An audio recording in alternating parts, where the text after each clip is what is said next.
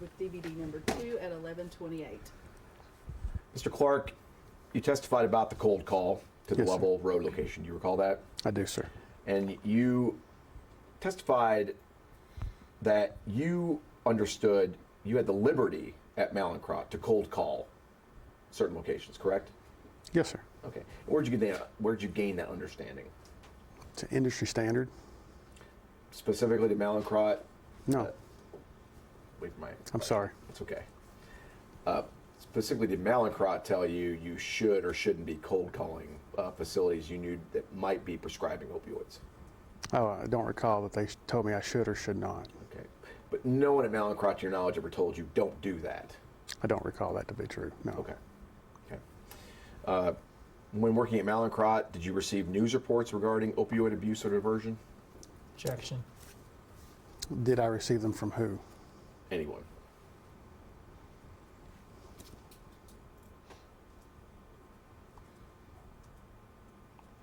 I can't recall that I received anything from anyone in the company. That doesn't necessarily mean that I didn't see something personally. My follow-up was going to be, did anyone at Malincrot ever share with you news reports about opioid abuse and diversion, to your knowledge? I don't recall.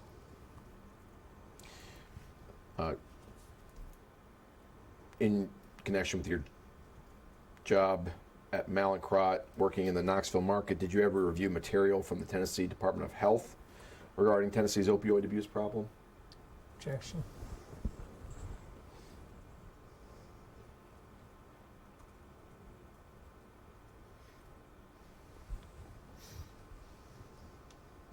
I don't recall looking at anything from the Tennessee Department of Health. To your knowledge, did Malincrot maintain a no-call list while you worked for them? What do you mean by no call list?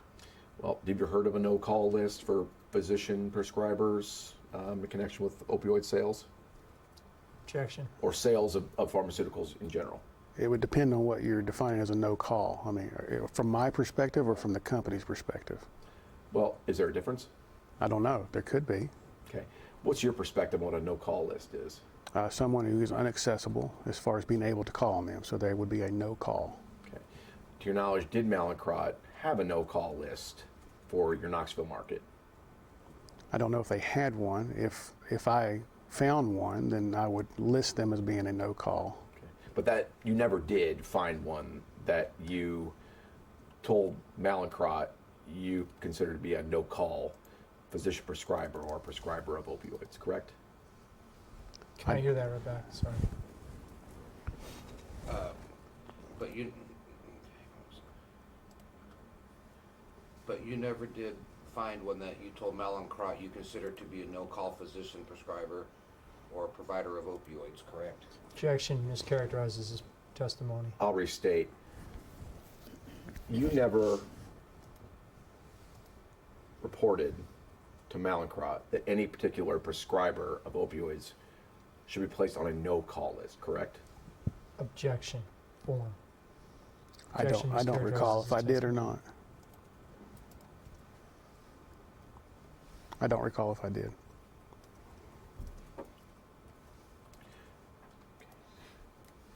To your knowledge, did Malincrot ever tell you to stop calling on a prescriber for opioids in Tennessee? I don't remember ever being told no.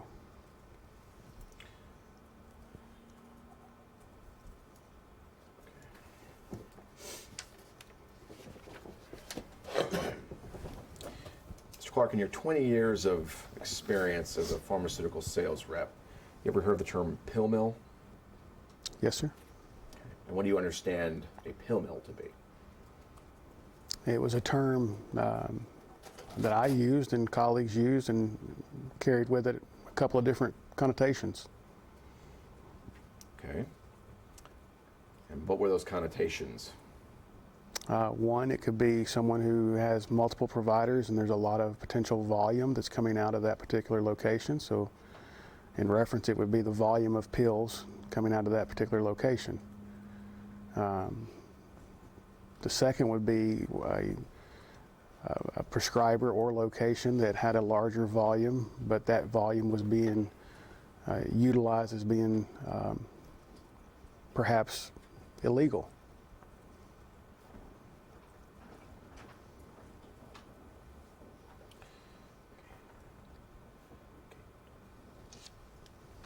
And does pill mill carry any other connotations that you can think of? I cannot. Okay. The term pill mill is pejorative, correct? It's a Objection. negative term, correct? Objection. It depends on which of those two you're referencing it to. Okay, so let me understand then. If it's connotation of pill mill is it's a location with multiple providers and with a large volume of pills, is that a negative thing? If they are legally prescribing medications to treat their patients, no, not in my opinion. So have you ever used the term pill mill in a way that was not negative? I would have to see the context in which I might have used it. Have you heard anyone else use the term pill mill in a way that was not a negative? That was not a negative? Outside of the two situations that I just gave you? Yes. No, not out of those.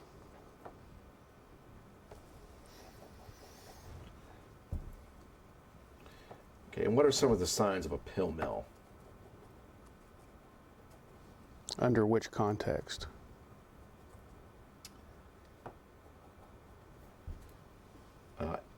Any context. Objection. Again, under the context that a office or location has multiple providers treating a variety of patients, therefore they're individualized into that one specific category of therapy, in this case pain. The volume of prescriptions that would be utilized in that office would be very high. So that would be a legal pill mill for my consideration. Second aspect in context of that would be a provider or location who has single practice or multiple providers treating patients with high volume, done in a way that would be uncharacterized as being legal or in the best interest of the patient. Okay, and what are some signs that the large volume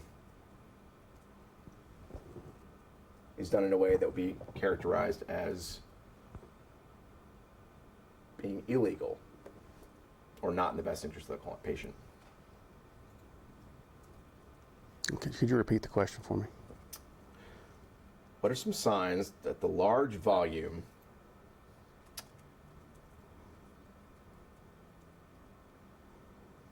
is being done in a way that would be characterized as being illegal or not in the best interest of a patient? I don't know specifics. I never witnessed that per se. But were you aware of what those signs were? Objection. That could be by definition of someone's opinion in utilizing that term. Again, going back to the earlier points, that if there was money being exchanged in areas by two individuals that were not check-out, check-in areas, that would be something that I would consider probably a pill mill operation. Okay. What about having a security officer? That sign of a pill mill? It definitely creates suspicion, but I don't know if it would classify as a sign of a pill mill, because I would have to see other things for investigative purposes to determine that. Would having a high number of cash paying patients be indicative of a possible pill mill?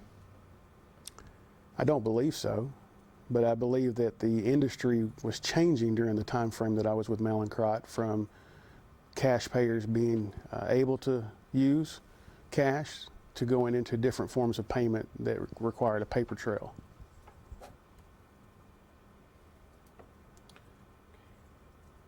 So you don't view a prescriber having a high volume of cash paying patients as being a sign of a possible pill mill? Objection. Asked and answered. Under what context of pill mill again? As the example, there are many cash payers within all clients that I call upon outside of pill mills or opioids in that sense. They could have high volume in diabetes and have a high volume of cash payers. That would be a pill mill. Okay, when I refer to pill mill, I'm going to refer to opioid prescribers that may be referred to as pill mills, okay? I understand. So in that context, would you view a high number of cash payers at a pill mill that prescribes opioids? Would that be a sign that it's the negative form of pill mill? Objection to the form. Objection asked and answered. I don't know that I ever witnessed that to be able to summate an answer. You may never witnessed it, but you have any awareness that that's a potential sign of an opioid seller being a pill mill? Objection to the form. Again, cash payers are everywhere in the medical system, so I don't know that I'd distinguish between a primary care physician, a pain clinic, an endocrinologist as being one that I would look at cash payers being something other than that.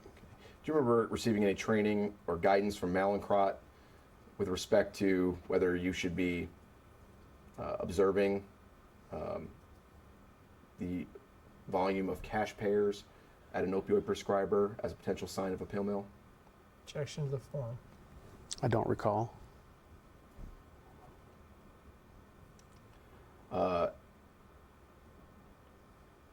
Is having irregular business hours, would that be a sign of a pill mill?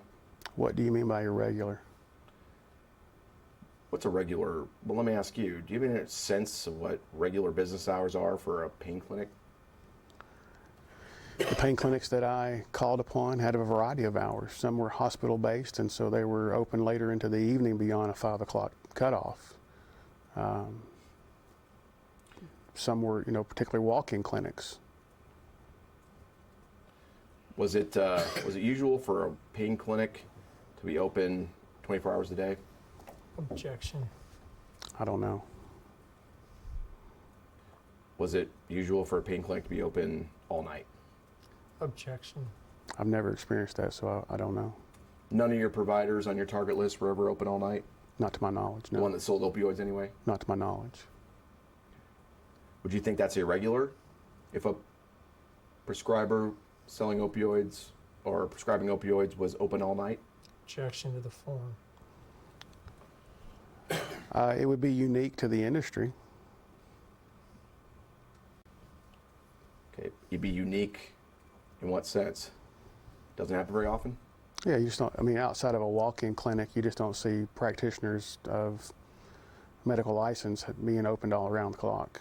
Okay, so you'd agree with me then that'd be irregular? I would agree that would be irregular. You ever heard the term drive-by examination? No. Having long lines of patients waiting to be seen by a prescribing physician for opioids, would that be a sign of a possible pill mill? I never witnessed lines. Is that what you mean, like standing outside? A line of patients waiting to get in to be seen to receive a prescription drug. Objection. I've never witnessed that. Would you understand that would be a sign of a pill mill? Objection. Not necessarily.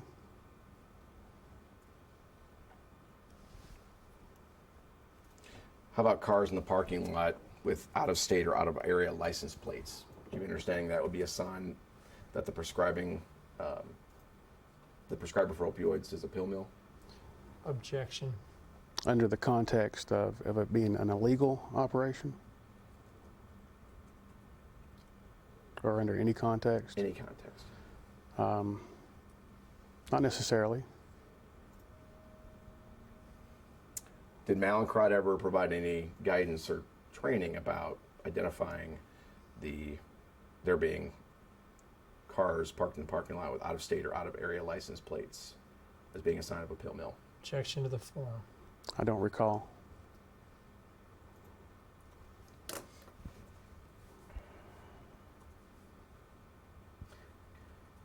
Can you think of a time you used pill mill in a positive context? I'd have to see the context in order to confirm it. But can you think of a time you ever did use pill mill in a positive light? Not specifically off the top of my head. Can you think of a time that you heard anyone at Malincrot use pill mill in a positive light? Not a specific, no.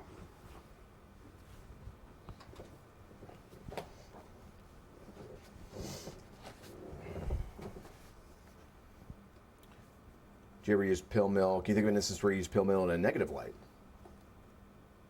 No, not specific. Can you think of an instance where anyone at Malincrot used pill mill in a negative light?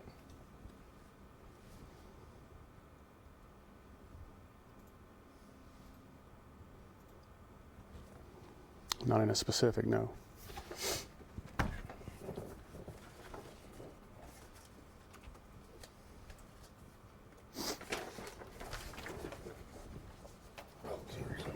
This would be exhibit number 2. Pass those down. Thanks.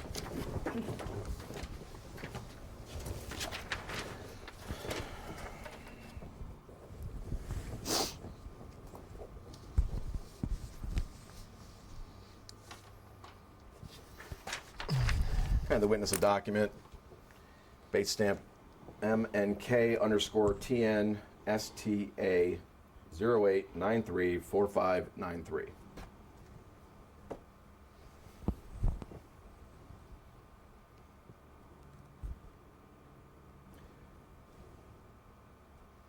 Mr. Clark, you're free to review the document. My question is going to be, once you're finished, do you recognize the document? Okay.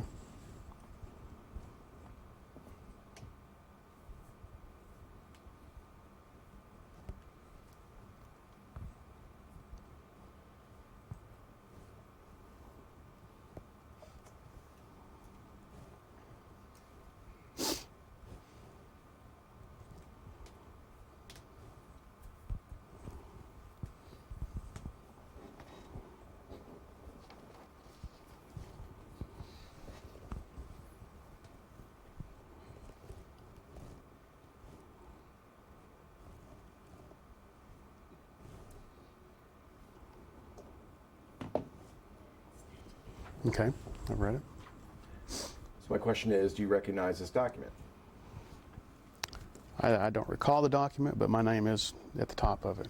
Did you have an email address when you worked at Malincrot that was christopher.clark@covidian.com? That sounds accurate. Okay. Any reason to doubt that this email, that you sent this email to Dan Polashevsky on or about April 10th, 2013? That would be correct, according to the date there. Okay. You regularly sent emails during the course of your business duties at Malincrot, correct? Yes. After reading a document, is there any reason to think you didn't send this email? No. Okay. I want to refer you towards the bottom of the page. Generally speaking, this email, you're reporting to Mr. Polashevsky, who was your district manager at the time, correct? I would assume that to be correct. You're reporting to him about your visiting targets in the field that day, correct? From what it sounds like in this email, this was an outline of a field visit with him. So it's a fair description is this is a report about what you did, what visits you did on this particular day. In a snapshot, yes. Okay. At the bottom of the, well, near the bottom of the page, there's a paragraph starting, "We attempted." Do you see that? I do, sir. Okay. Would you read that paragraph? We attempted to see Brandy Burchell, who was formerly with Bearden Healthcare. We did get a quick conversation with Christina Collins, who is her partner. This is an obvious pill mill location. Do you recall that visit with Brandy Burchell? I don't recall that specific visit, no. Do you recall the conversation with Christina Collins? I do not recall that conversation, no. Okay, you make the comment, this is an obvious pill mill location, correct? That is the words there, yes. Okay, and do you recall whether your use of pill mill in this context was a negative? I don't recall at that time frame what the context of it was. Do you remember anything about Miss Burchell's practice that would have suggested to you it was an obvious pill mill location?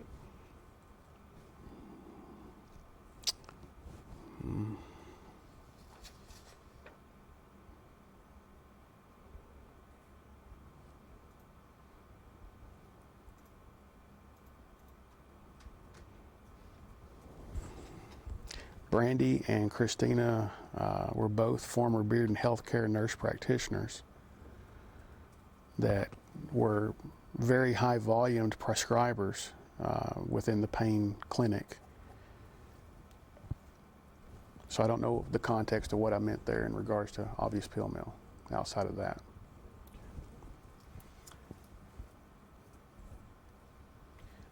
Was Bearden Healthcare one of your targets? Yes, they were. And at some point, Ms. Burchell and Ms. Collins, you interacted with them when they worked at Bearden? I believe that's correct.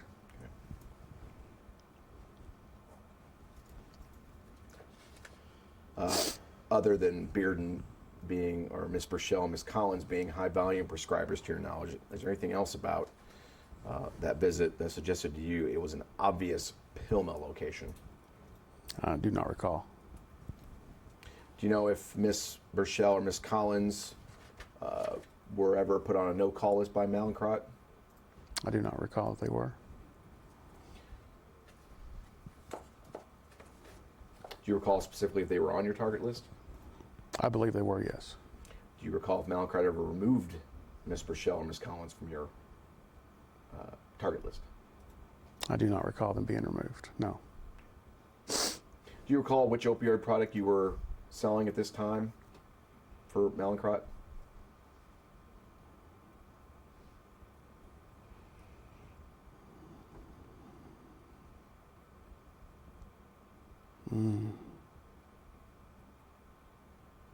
It doesn't state here, and I can't recall the timelines of when Zartimus entered into the conversation versus Exalgo being a focal point.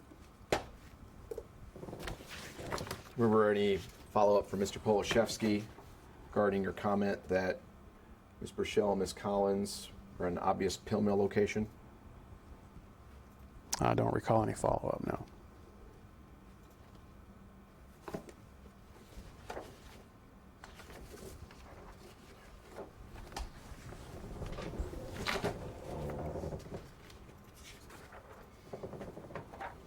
Okay.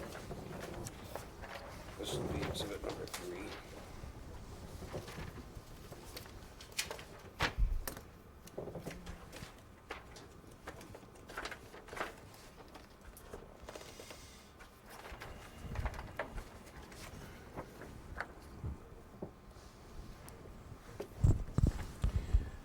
And you a document we've identified exhibit 3 to your deposition. This is bait stamped MNK_TN STA 08936659. Just take a moment to review the document. Let me know when you're finished. All right, sir.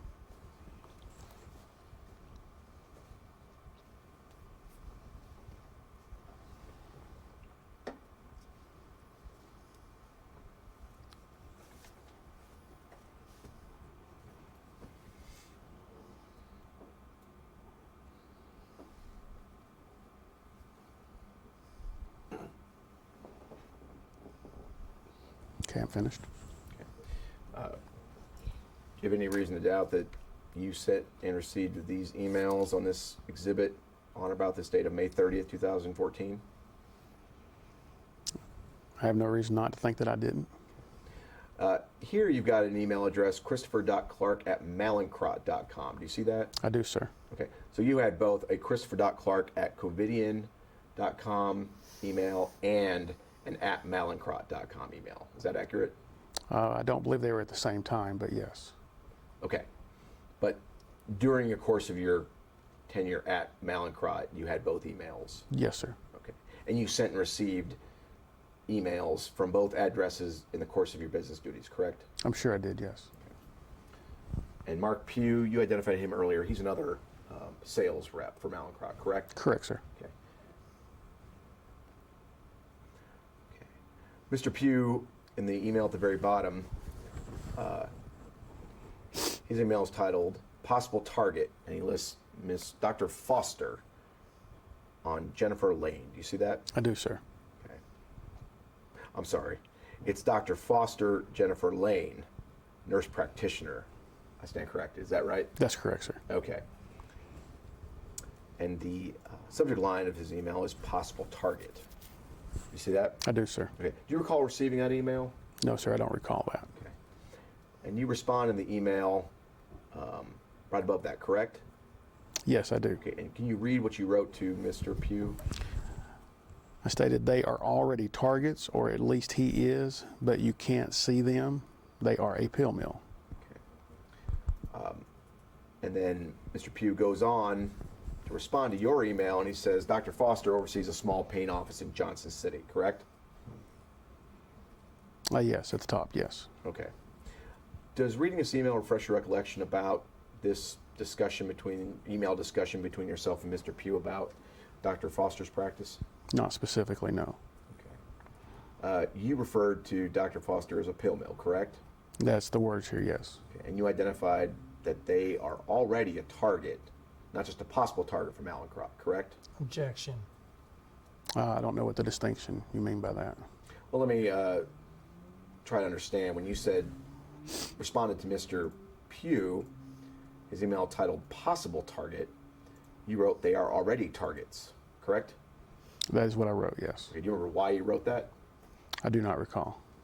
Do you know how you would have learned that Dr. Foster was already a target for Mallinckrodt? I could give you the understanding of what I might think it means today, but I don't recall specifically then Well, what do you think it means today? that he was on an assigned list as a targeted call. Do you know if he was on your list?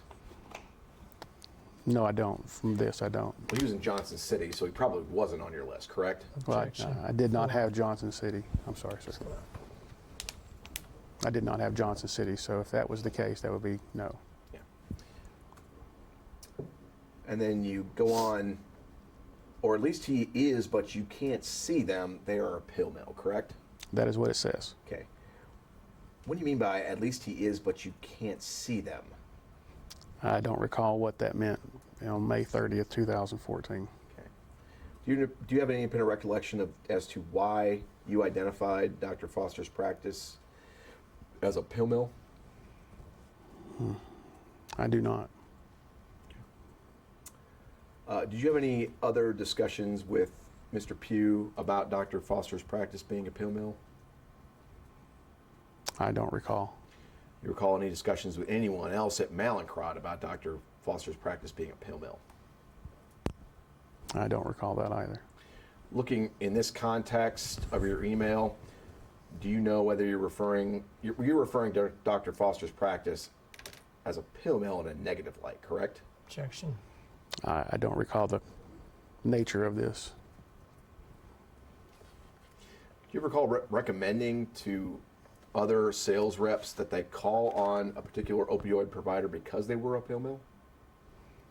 Objection. I'm sorry, could you state that again? Do you ever recall recommending to other sales reps at Mallinckrodt that they call on a particular opioid prescriber because they were a pill mill? Objection. I don't recall, no. Would you have done that Advise them to make calls on a their prescriber, providers? on any prescriber of opioids on the basis that they were a pill mill? Can I hear that right back? I'm sorry. Yeah.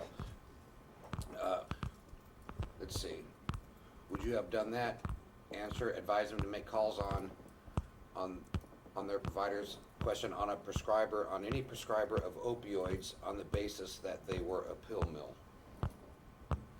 It was not within my job description to advise anyone to make calls upon their targets. So the answer to my question is no, you wouldn't have done that. Objection asked and answered. He answered your question. Not to my recollection, no.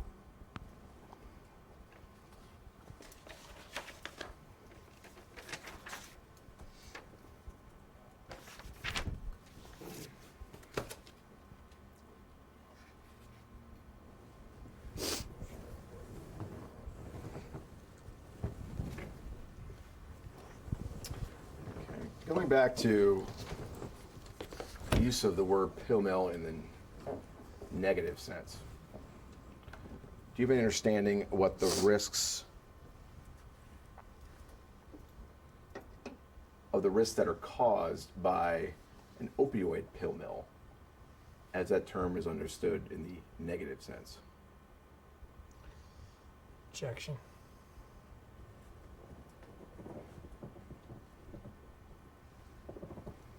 I understand the risk of opioids being prescribed in general, regardless of where they're prescribed.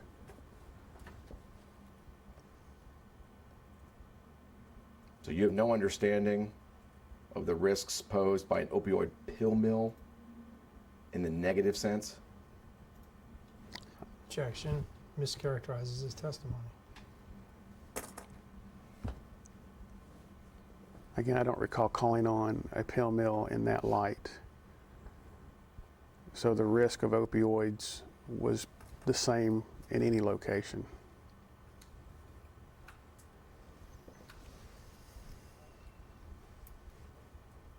So you don't view, for example, a prescriber who sees one patient for prescribing opioids. You view that in exactly the same risk profile as a prescriber who sees 1,000 patients for opioid prescriptions over the same time period. Objection to the form of the question. That's a different provider.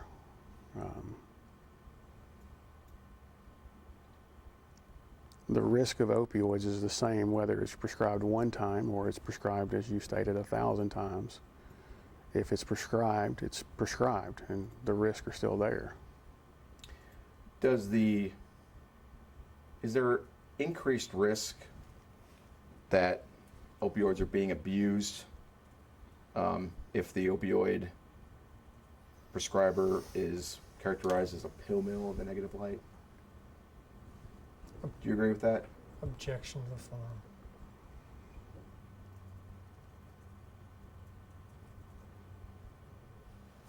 I'm sure it could be, yes.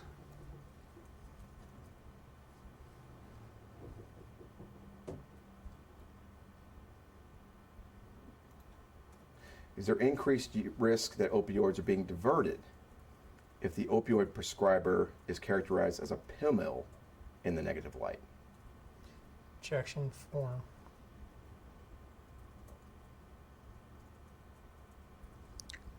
Under the premise of the negative utilization of that, by definition of what I've stated, I would be thinking then that there was diversion taking place here. So that would increase risk because it would be now finding itself in the hands of those that it wasn't prescribed for legally.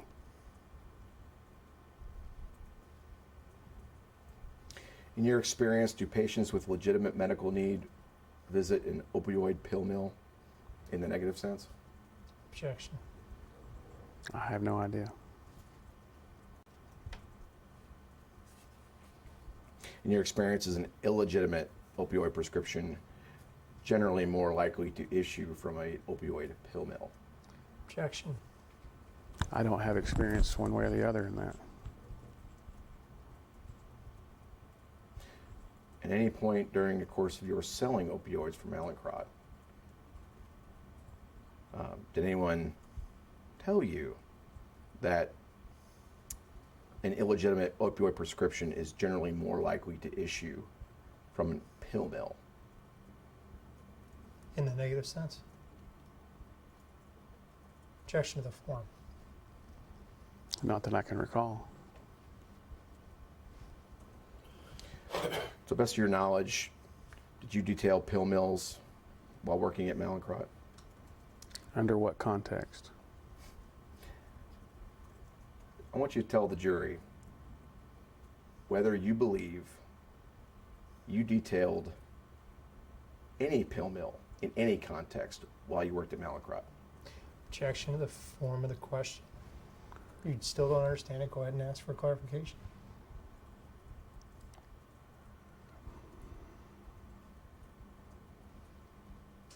He's entitled to a clear question. Are you asking in the context of a negative pill mill? Any pill mill that you recall detailing while you worked at Mallinckrodt.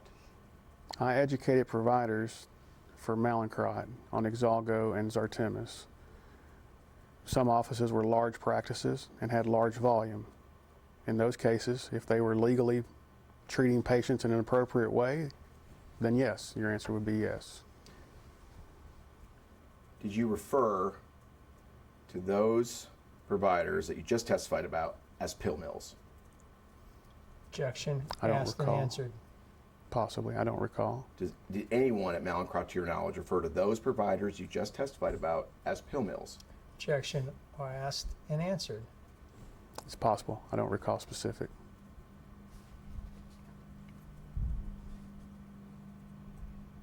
Well, we just looked at some documents that had those words in it, if that's what you're referencing to as well.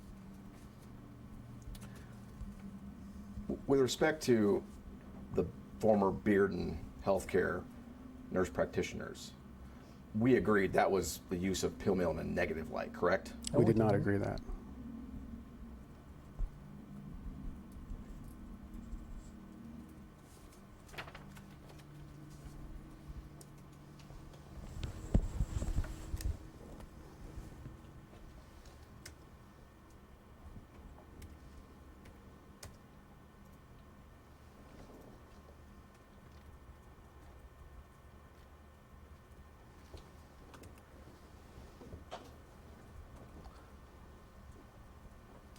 Did Mallinckrodt, did you receive any, strike that, did you receive any training or guidance at Mallinckrodt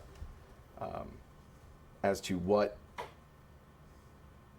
would constitute a pill mill in the positive sense? Objection. No, I don't recall any specifics.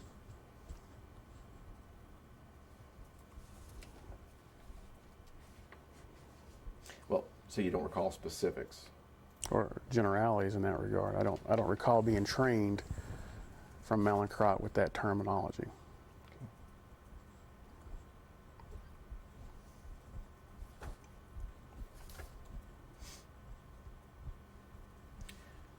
Did Mallinckrodt advise you to be on the lookout for opioid pill mills during your employment?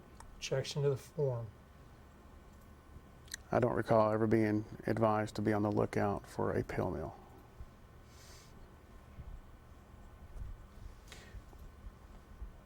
Did Mallinckrodt ever tell you how to identify an opioid pill mill? Objection.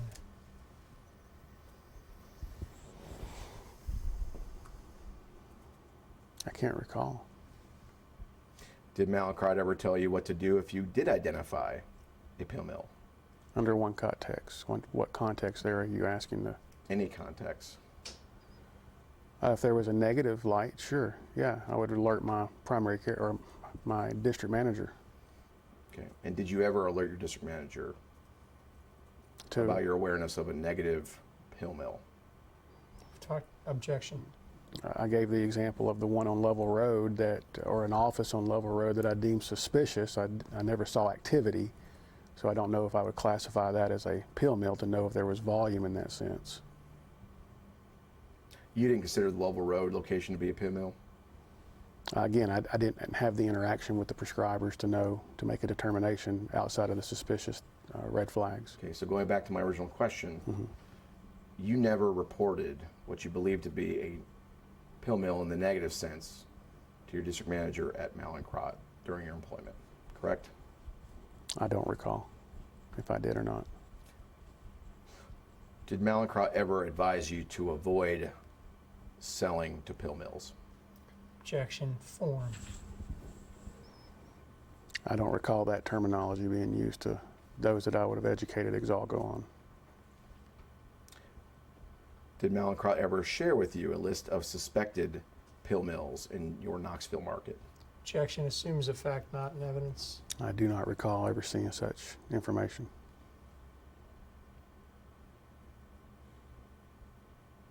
During your time at Mallinckrodt, did the company assign you a pill mill as a target to your knowledge?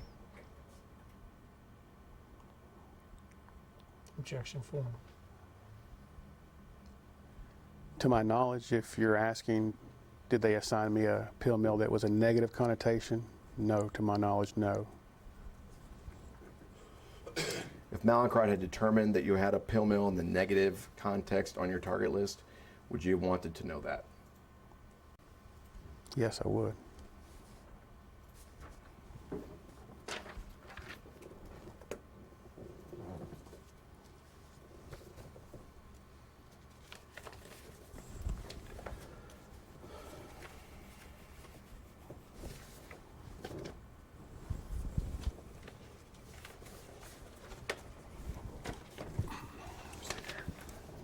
Okay, this will be exhibit number 4.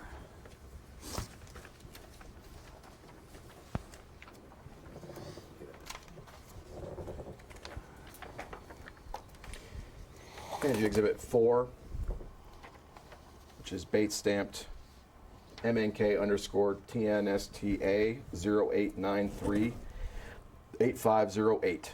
Second page isn't paid stamped.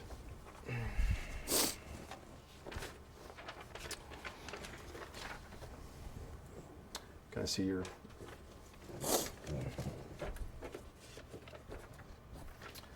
And there doesn't appear to be an attachment to the email. Well, there's an attachment to the original email. I'll represent that to you.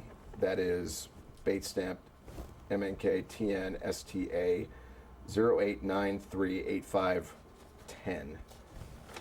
That's not this exhibit, so I'm going to object to using an exhibit that doesn't indicate there's an attachment but has some unbates numbered attachment to it. That's fine. Sorry.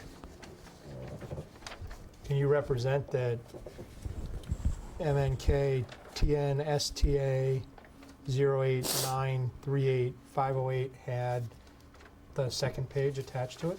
I will represent that. It was a native format Excel document that was attached. And where Original in the email. Where in the email does it show that it was attached? You're asking me a technical question. I don't know the answer to that. Wow. I mean, we've all seen emails, and when there's an attachment, there's a thing that says attached, and there's the name of the file. There's no indication on this email, Exhibit 4, that such a thing exists. So I'm asking you to point that out for me so we have a clear record. The email makes reference to here is the pill mill, physician, PAs, NP. Technically, I don't know in what form or fashion this email would identify how that attachment was attached to technological sense. So how do we know that this list is what you just said it is? I'm representing it is. Okay, I'm going to And we object could- to this entire line of question on this basis. And we There's a will, lack of foundation. and after the deposition, we will note in the record, we will produce the native version of this and make it an exhibit to this deposition. Do whatever you want, but I object. And your objection is noted. Have you had a chance to review Exhibit 4? No, sir. Let me do that. Seriously, you're asking me a technical question? I don't know. You guys produce it to us in this fashion. You're handing the witness an exhibit that has a page attached to it that doesn't have a Bates number, and you're saying it's supposedly what's referenced in the first sentence. There's no indication that that's the case. It's not a technical question. That's a failure to make a good record. I disagree with that characterization. And like I said, after the deposition, we can handle this and straighten out whatever objection you have. I'm confident that will be the case.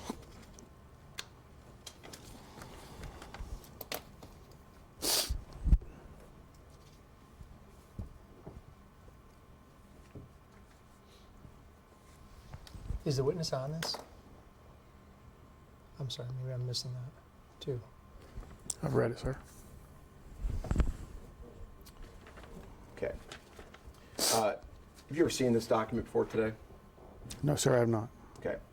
And you'll agree that you are not copied anywhere on this document, correct? That's correct. Okay. This document is dated, the emails in this document, the first one at the top of the first page is dated September 8th, 2011, correct? That is what it says, yes, sir. Okay. And it says it's from Todd Dean. You recognize that name? I do, sir. And is he the individual you identified earlier in your deposition as being your first district manager at Malincrot? That's correct, sir. Okay. And this date, September 8th, 2011, that's before you began at Malincrot, correct? I believe that to be correct, sir, yes. This email is to someone named Brad Albus. Do you know who that is? I recognize the name, sir. Do you know what his role at Malincrot was? Not specifically. Okay. Do you know who Bill Nichols is? Yes, sir. Who's Bill Nichols? He was Todd's manager, my regional director, or thereabouts equivalency. Okay. Question about Todd Dean. What was his area geographically of responsibility? Do you know? I don't know all the parameters to his geography. He was in South Carolina, lived there.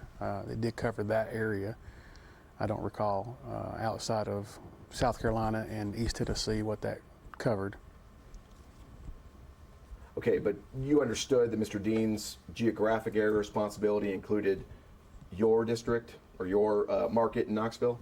Yes, sir. Okay.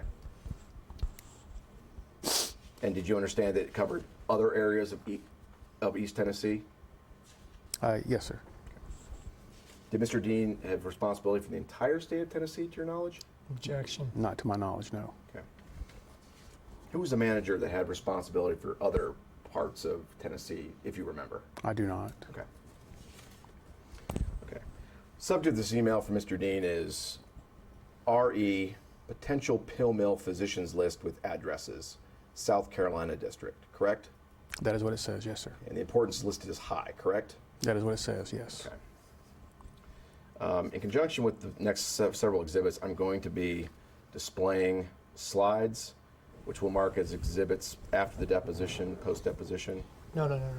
If we're going to have stuff shown to the witness, we're going to have a hard copy marked as an exhibit so we know what it is and so that we can make a clean record. Let's go off the record for a moment. Going off the record at 12:15. I can. Okay, we're back on the record at 12:17. Okay.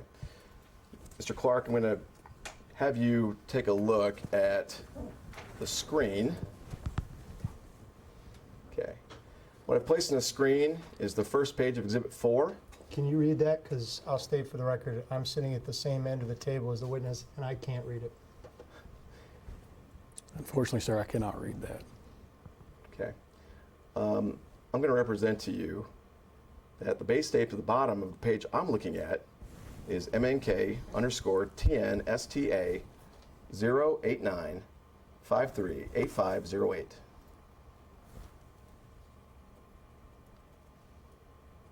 Do you have any reason to disagree with that? The number you stated did not match what I'm looking at, sir. Could you repeat back what he stated? Yeah, I was going to get that number in a minute too. I'm sorry, you may have just transposed the numbers all.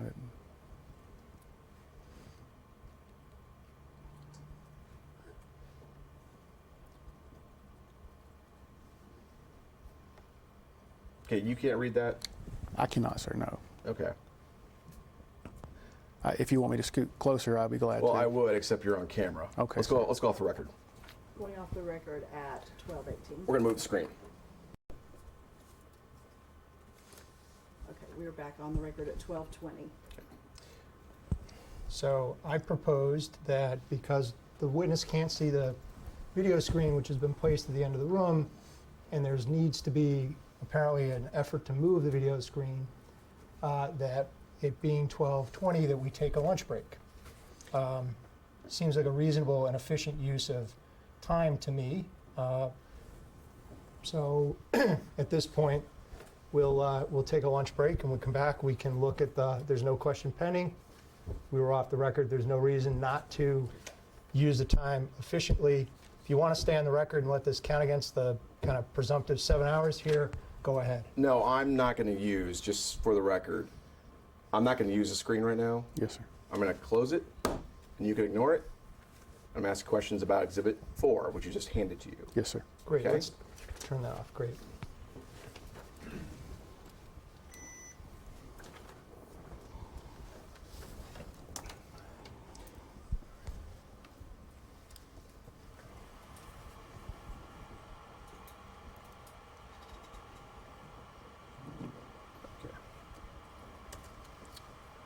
Okay.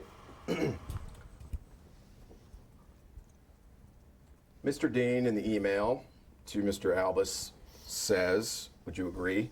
Here is the pill mill, in quotes, physician / PAs / NP that are critically hurting Eastern Tennessee in my district.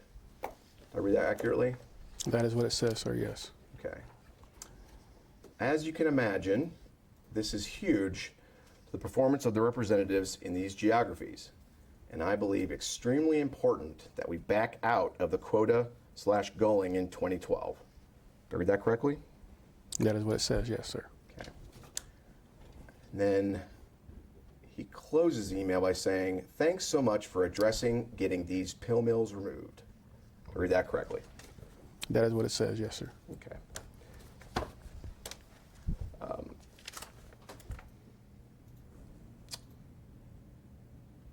And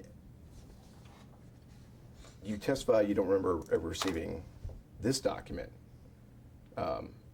before today, correct? That is correct, sir. Okay. Do you recall ever discussing with Mr. Dean the subject matter of his email? No, sir, I have no recollection of that. Okay. Can you tell, based on the context of the word pill mill in this email, do you have a sense of whether this was the negative use of pill mill? Objection. Lack of foundation. I have no idea what he's referencing to. Okay. Well, he states that these are critically hurting Eastern Tennessee in my district. That is what it says, yes. Okay. Do you interpret that as a negative thing? Objection. I don't know what his meaning is, no. Okay. Do you have any understanding as to why Mr. Dean would have wanted the pill mills removed from the list of prescribers for targets in this district? Can I hear that right back? Do you have any understanding as to why Mr. Dean would have wanted the pill mills removed from the list of prescribers for targets in this district? Objection. Lack of foundation. No, sir, I have no idea why. Okay. Do you have an understanding what he meant when he said, as you can imagine, this is huge to the performance of the representatives in these geographies? Objection. Lack of foundation. No, sir, I do not. Do you have an understanding what he meant by, I believe, extremely important that we back out of the quota goaling in 2012? Objection. Lack of foundation. No, sir. Okay. Were you ever given quotas by Mr. Dean?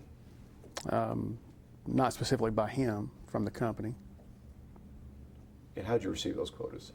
I don't recall the specifics of how I received them.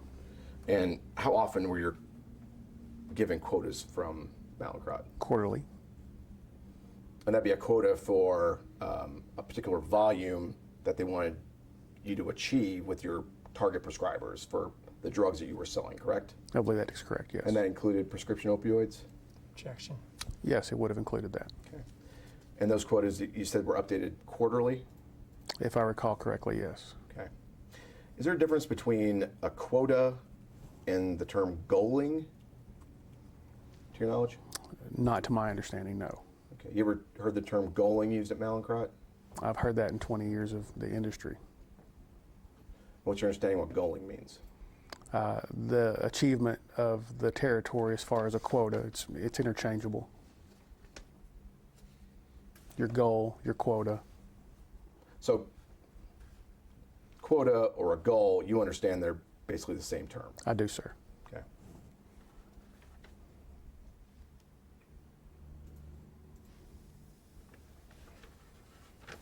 All right, flip over to the second page of that document.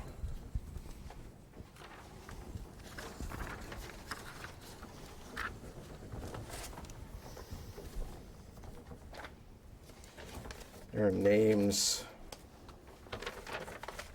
and addresses on that page, correct? There are, Again, sir. I'll note for the record that we have an objection to questions about this page. Okay. Looking at the names on this list, do you recognize any of those names?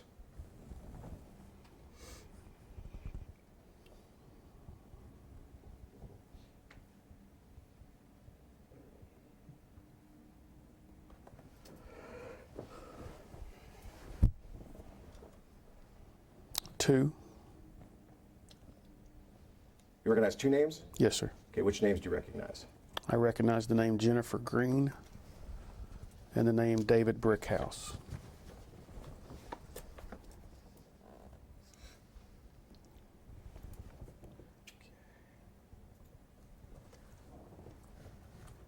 Okay, and do you know who Miss Green is? Objection. I believe I had met her before during my time there, yes. Okay. She's a person who prescribes prescription opioids, correct? Objection. It's possible, yes. Well, she's a medical practitioner, correct? If my memory serves me, yes. In what context did you meet Miss Green? I don't remember this location, but the name somewhat is, in my mind, linked to an office in La Follette, Tennessee, as a nurse practitioner. Was that office in La Follette, was that in your district? It would have had to have been for me to be up there. Okay. This office that's listed for Miss Green Yes, sir. in Knoxville, do you know approximately where that is? I do, sir. Do you know if Based that's- on the zip code, I do. Zip code being, Yes, sir. is that location or that address, do you know that to be inside of your district? Like your My Mallinckrodt? district or my territory? Sorry, your territory at Mallinckrodt. Not in my territory, no. Okay. Do you know whose territory that would have been in? Bo Hamilton's. Okay. And then you said you recognized, oh, I'm sorry, was Miss Green ever one of your target providers at Mallinckrodt? Again, I don't recall her as a target, but that doesn't necessarily devoid her from an office that might have been in my territory. And apologize if I ask this, but how did you get to know who Miss Green was? Objection.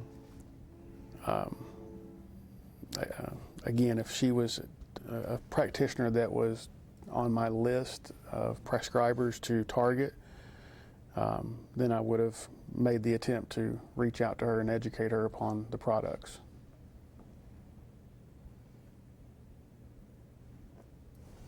Okay, the second name you say you recognize was David Brickhouse, correct? Yes. Okay, and how do you know who he is? That name comes up in my mind for more than just working with Mallinckrodt. That name was in the news. That name was in an associate of mine that ran a lab. That name just, for some reason, jumps off at me. Okay, let's talk about this one at a time. First of all, you said that name comes up for you because it was in the news, correct? Yes, sir. Okay, and why was that name in the news to your recollection? I don't recall, other than this particular person, if I recall, had committed suicide. But I just remember in passing. Okay. Is that the only news you remember about Mr. Brickhouse, Dr. Brickhouse? Objection.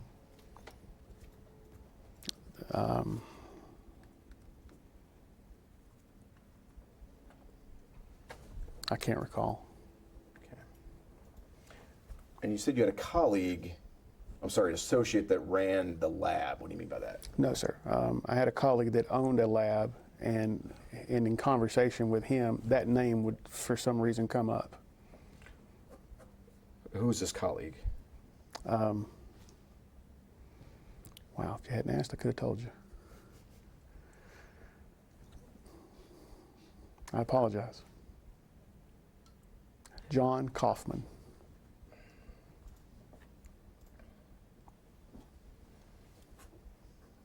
What kind of lab did Mr. Kaufman own? He worked for some kind of lab at the time, and he owns a lab now, but I don't know exactly what kind. Generally, what kind of laboratory? Then at the What time, does it do? At the time, it has something to do with risk factors for health concerns, diabetes prevention, metabolic syndrome, hypertensive. There were markers in the blood that they could identify. So he was representing a company, I believe, for that. Okay. And why is Mr. Brickhouse's name, why do you associate that with the lab that Mr. Kaufman worked at? I don't recall specifics as to why, other than I just remember John mentioning his name. Okay.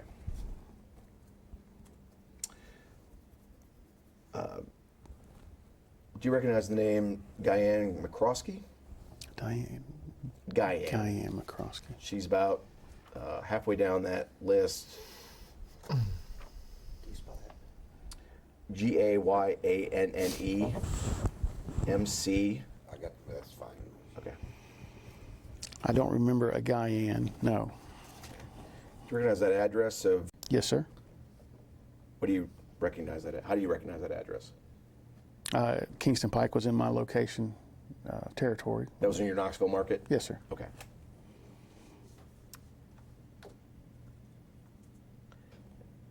Do you see the name Michelle Kate below that? Michelle Kate. 5 names down. Yes, sir. Do you know who that is? I do not recall her, no. Okay. Do you recognize that address of 1928 Alcoa Highway, Suite 102? I recognize the address, yes. Was that, would be UT Hospital. that's at UT Hospital? I believe so. Okay, and was UT Hospital in your Knoxville market? Not to my recollection.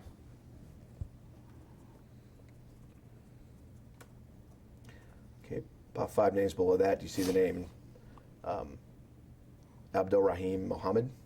Yes. Do you recognize that name? No, sir. Okay, Rogersville, Tennessee. Was that inside your Knoxville market? No, sir.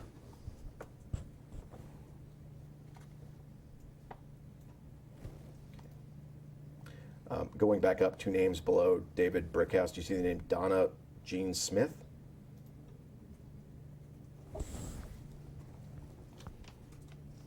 Yes, Okay, and do you see the address of? I do, sir. Was that inside your Knoxville market? I do not recall that being in my market. Okay. And then lastly, 3 names below that, do you see Freddie Kojima? Yes, Okay, and that's at 460 Medical Park Drive in Lenore City, Tennessee. correct. Okay, was that inside your Knoxville market? Yes, sir. Okay. Do you recall visiting or calling on Mr. or he was a nurse practitioner, Mr. Kojima? I do not recall that name. Do you recall visiting that location, 460 Medical Park Drive? I'd have to know specifically where that was in the landscape of Lenore City. Okay.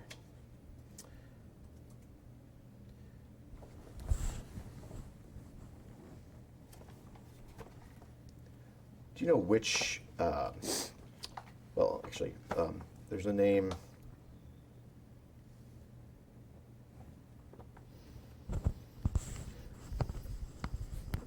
Two names below Miss Green. There's Alan Foster. Yes, See sir. that name? I do. Located at 900 Woodlawn Drive in Knoxville. Yes, sir. Was that inside your Knoxville market? No, not in my, sir. Do you know whose that would have been? Bo Hamilton, sir. Okay. So, is it fair to say that for the Knoxville addresses, that if you don't identify them as being part of your Knoxville market, then at the time they would have been Bo Hamilton's, included in his market? Is that fair? That's a strong possibility, yes. Okay. Was Mr. Hamilton always, did your tenures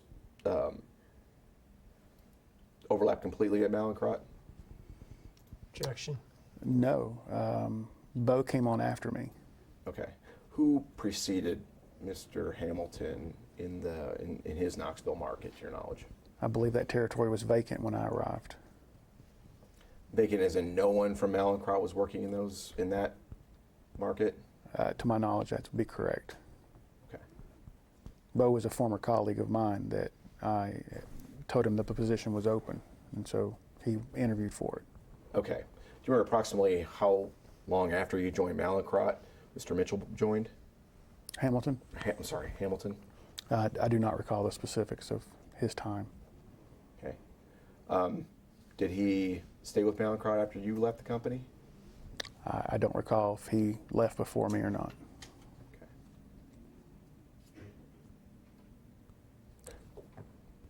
For some reason, I think he did, but I don't recall specifics of that. Okay.